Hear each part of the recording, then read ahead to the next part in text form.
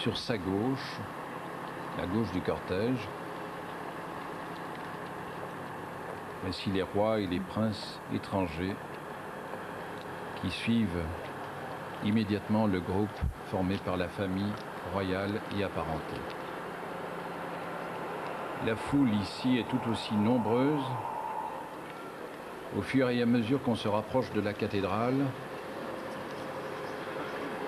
les chefs d'État et de gouvernement, les délégations venues de tous les pays du monde,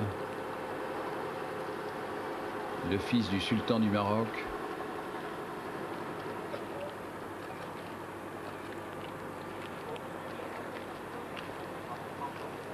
Vous savez que la liberté était laissée à tous ces chefs d'État étrangers d'accompagner à pied le cortège funèbre ou de se rendre directement à l'église, à la cathédrale Saint-Michel, et apparemment beaucoup ont choisi de suivre le roi selon le vœu de la reine.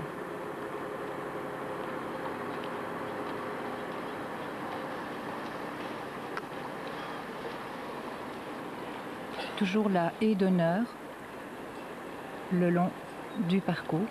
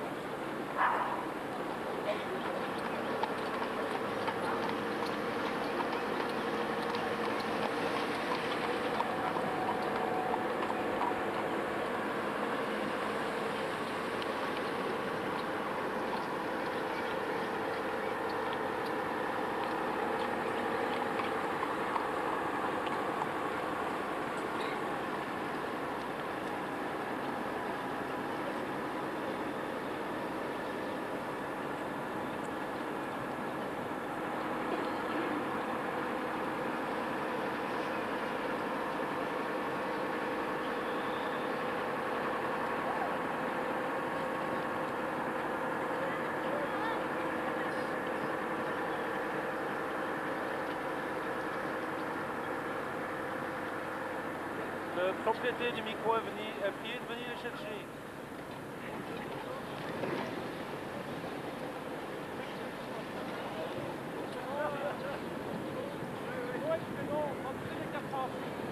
le prince Albert et la princesse Paola, la gravité se lit sur leur visage, la peine certainement, mais en outre le sentiment d'avoir à affronter un brusque tournant dans leur vie, un nouveau départ et l'acceptation des plus hautes responsabilités.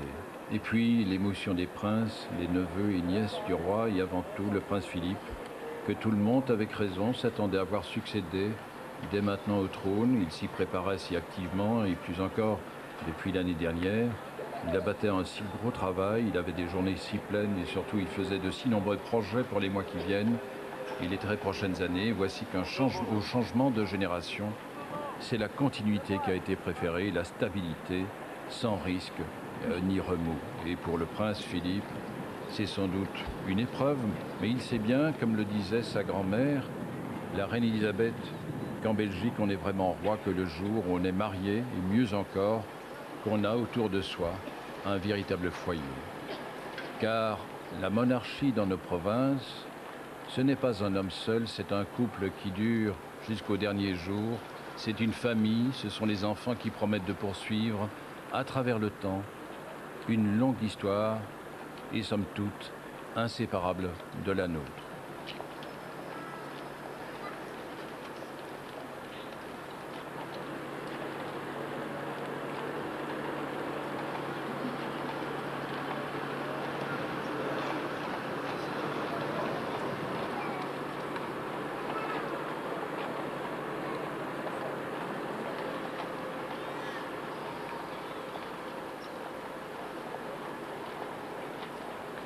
Les ministres du gouvernement fédéral, les responsables des gouvernements wallons, bruxellois, flamands.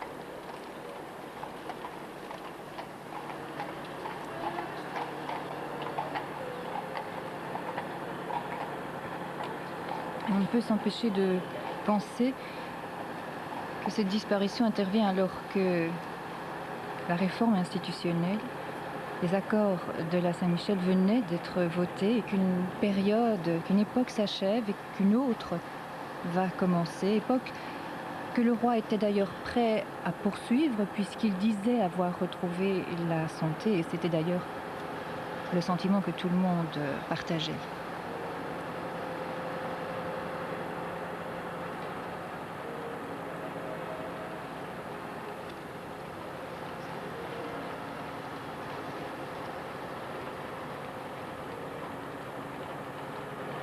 On peut d'ailleurs imaginer que les membres du gouvernement fédéral, mais aussi tous ceux responsables des régions, doivent avoir en tête le dernier message royal, celui du 21 juillet, où le roi appelait à ce qu'il appelait le civisme fédéral, appel aux mandataires politiques, appel aussi à chaque citoyen. La désaffection vis-à-vis de la politique est stérile, disait-il, et dangereux. Le roi rappelait à ce propos les dérives des années 30.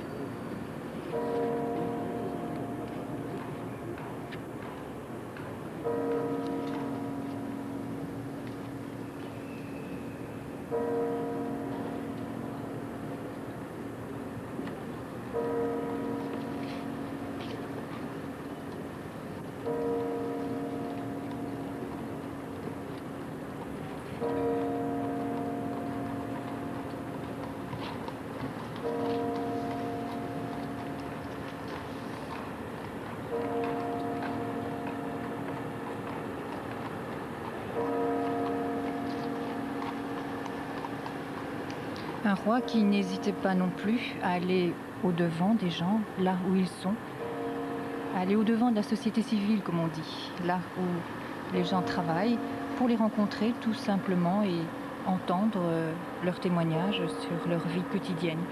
Un roi à portée d'homme en quelque sorte, proche des agents du métro, proche des caissières des grands magasins ou encore des habitants du quartier des Marolles où il s'est rendu à plusieurs reprises.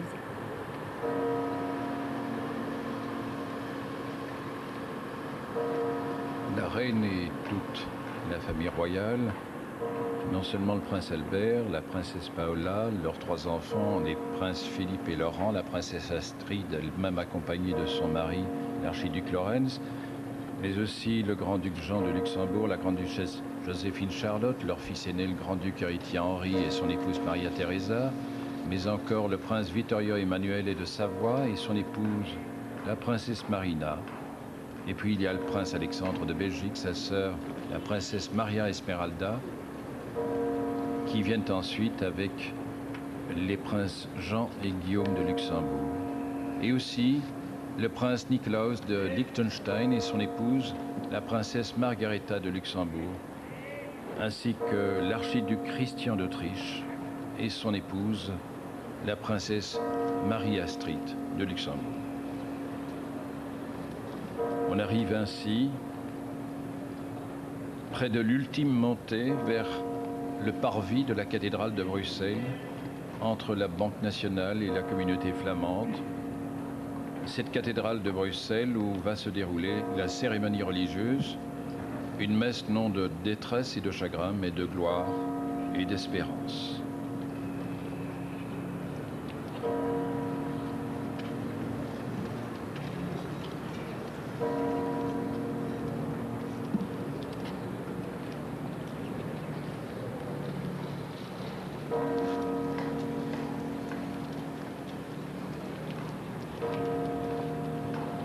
Et toujours la cloche Salvator, c'est la toute grosse cloche du carillon de la cathédrale, le gros bourdon que l'on sonne dans des circonstances exceptionnelles.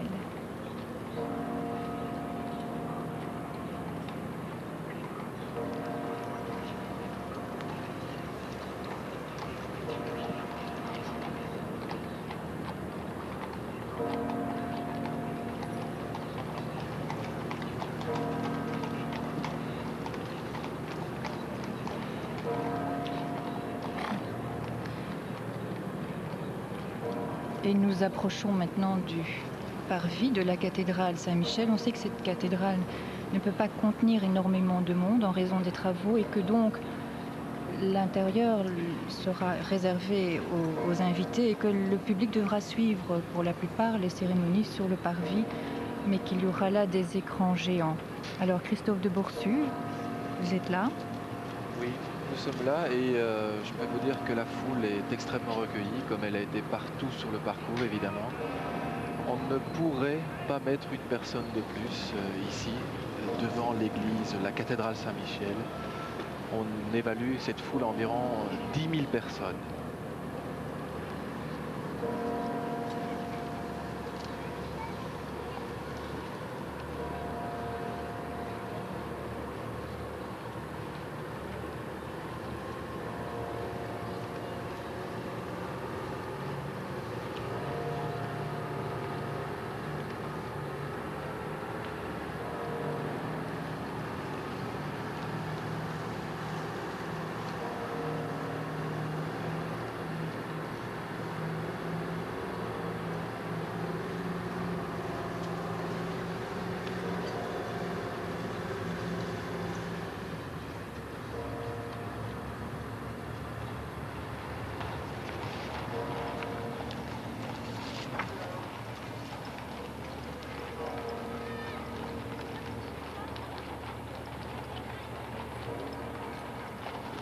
Tout le cortège se dirige maintenant vers la cathédrale.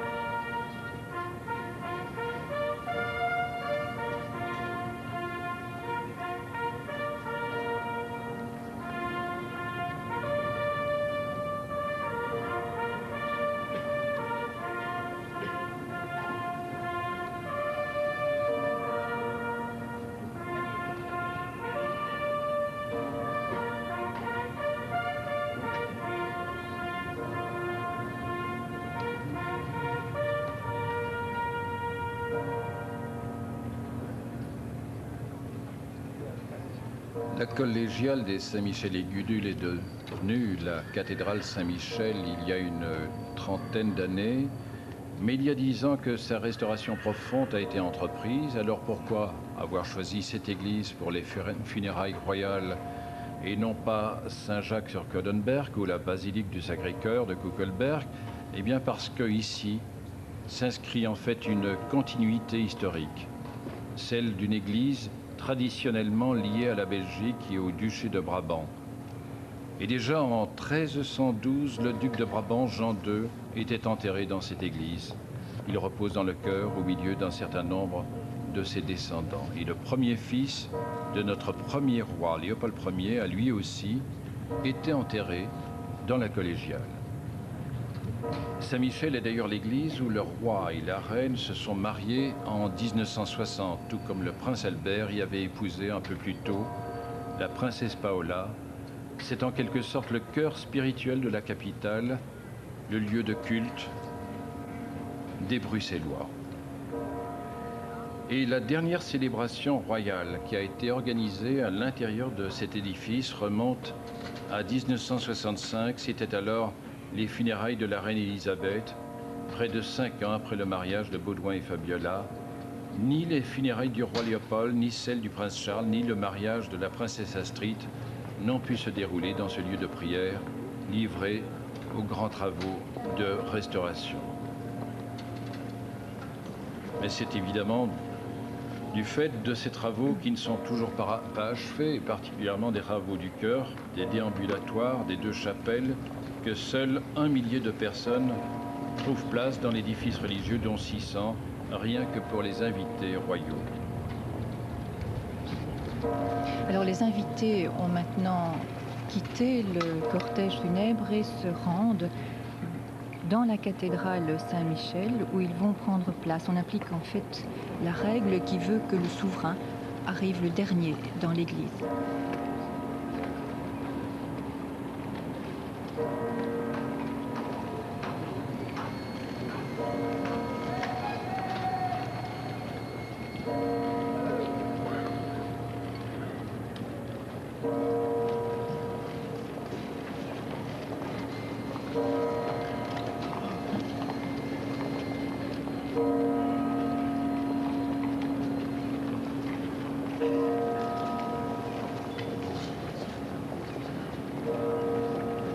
Et une haie d'honneur constituée d'élèves de l'école royale militaire se trouve sur les marches de la cathédrale.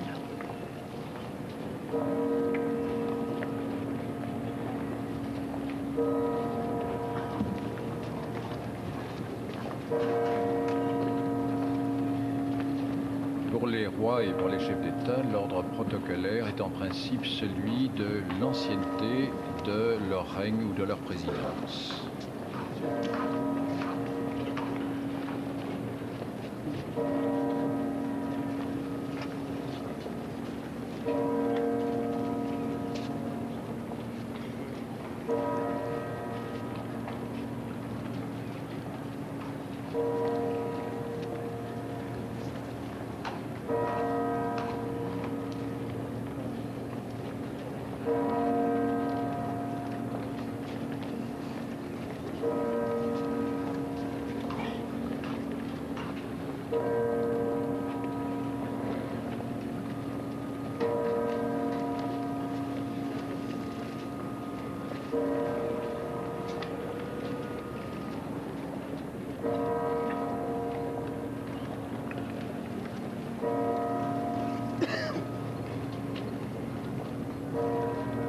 Les invités entrent toujours dans la cathédrale Saint-Michel. Vous voyez toutes les fleurs qui ont été déposées sur le parvis.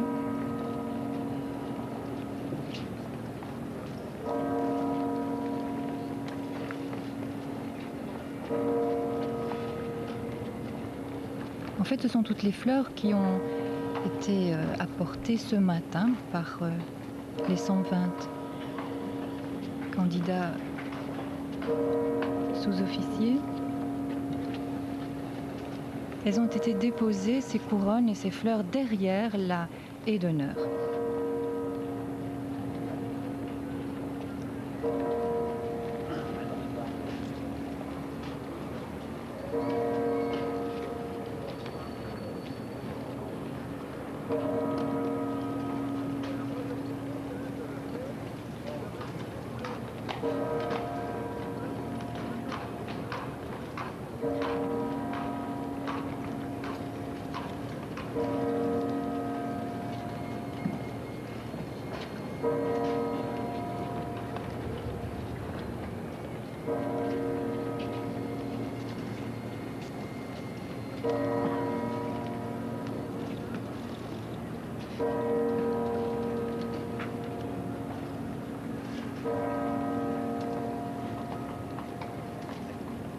Et cette fois, ce sont des sous-officiers de la force terrestre qui vont porter le cercueil à l'intérieur de la cathédrale.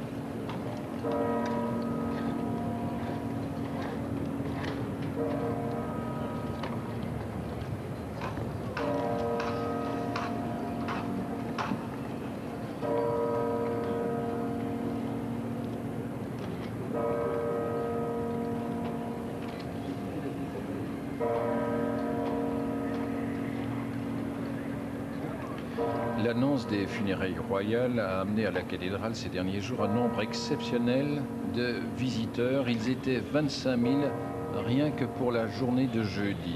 Et 125 bouquets ont été déposés de manière improvisée devant la photo du roi qui avait été placée à proximité de l'autel.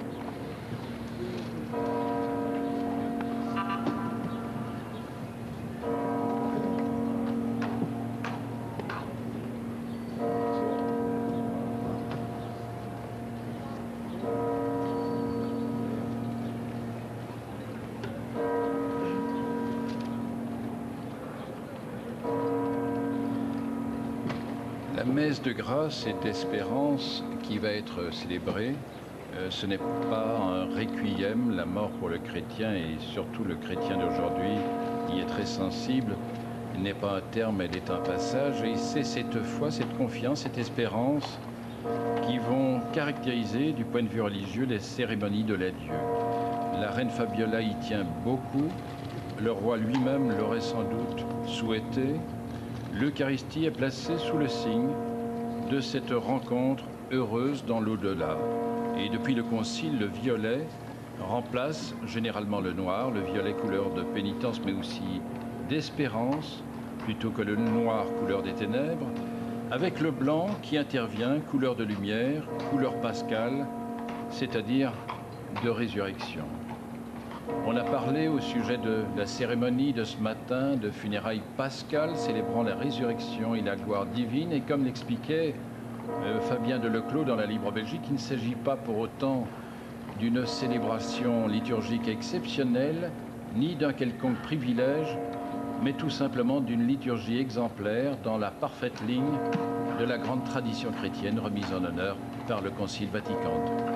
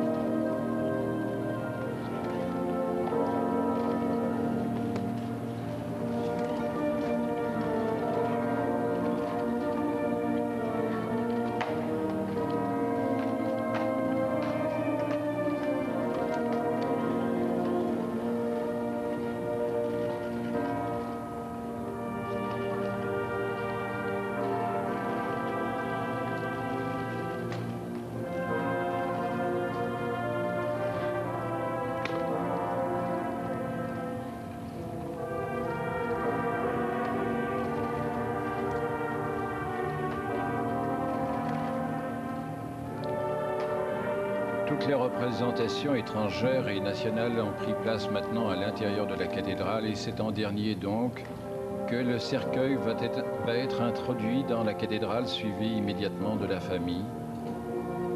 Les derniers à aller prendre place, après quoi la cérémonie religieuse va commencer.